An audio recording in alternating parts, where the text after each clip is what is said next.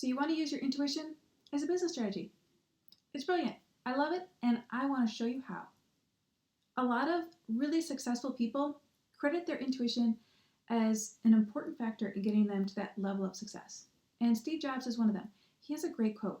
It says, "Have the courage to follow your heart and your intuition. They somehow know what you truly want to become." So what is intuition? Well, it's that knowing feeling, okay? And it's not about reasoning, it's not about analytics or data. It's that deep gut feeling. And if you want to know a little bit more about how to know what your intuition is and how to trust it, I have a different video, and I'm going to put a link to that below so that you can actually check that out.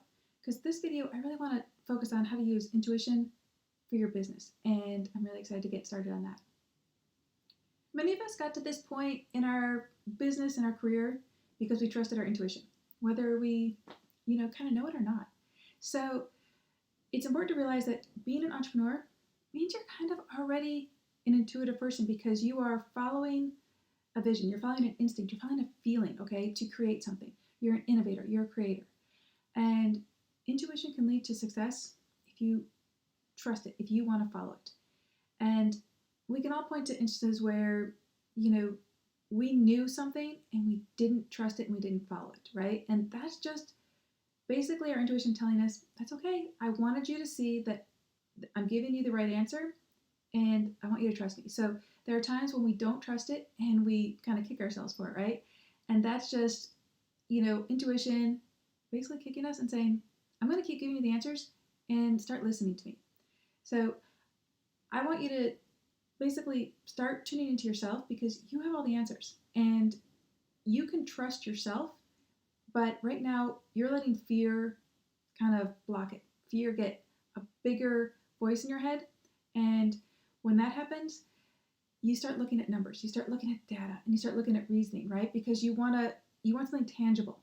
So I want you to take a step back and breathe and relax and realize you already have the answers. And I'm going to show you how to use that for business.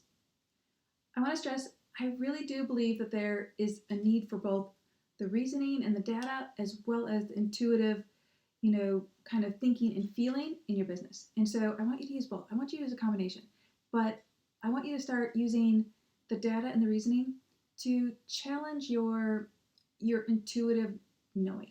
Okay, so use that data to sort of test out your theory on what you think the trends are to help you make that decision. Okay, so use it as sort of leverage against or for your intuitive, belief on how to run your business. Okay, so I believe intuition is so important, but I also believe that there is a role for the data and the reasoning as well. I just want to make sure that you know that you can use your intuition to guide you.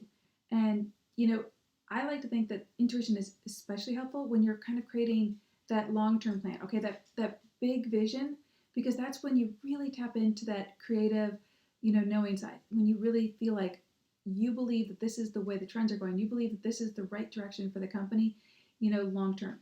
But when you start breaking it down to the little details and start giving out roles and, divide it out, that's better for looking at the data and the reasoning of, what actually little steps you need to take. Okay, so I like intuition for the bigger picture and sort of the logic for the details.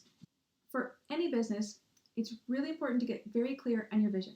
And in order to do that, you need to ask 3 questions, okay? The first is, where are you today?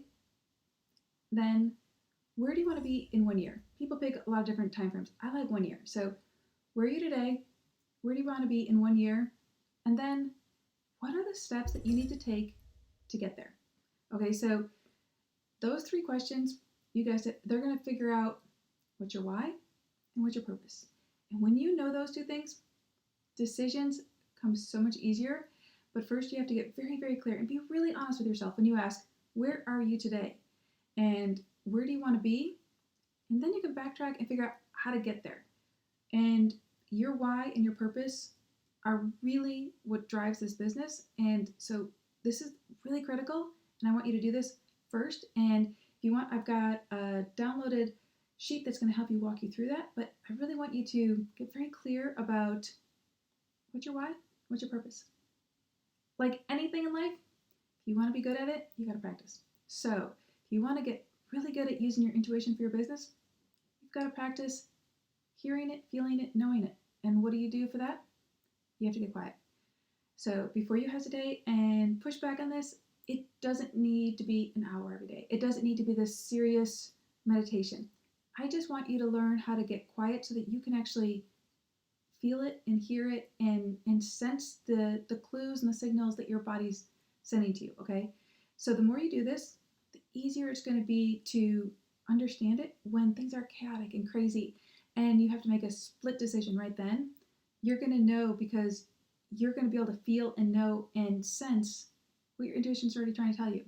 But it's going to take practice. So I want you to practice getting quiet, practice, listening to what your body's doing and feeling and saying, and make this kind of a regular habit of yours, and trusting your intuition for your business is going to be so much easier.